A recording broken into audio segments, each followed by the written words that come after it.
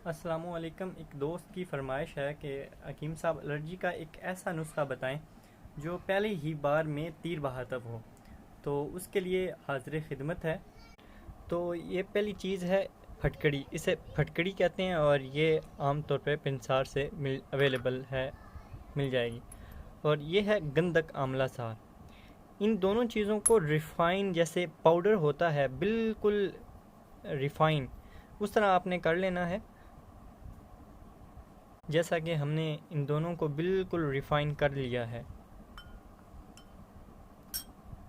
तो हमने 1 teaspoon oil डाल लिया है सरसों का, और इसमें 1 चम्मच जो है वो फटकड़ी ये मिला ली है, और साथ ही इसमें 1 चम्मच गंधक आंवला सार मिला ली है।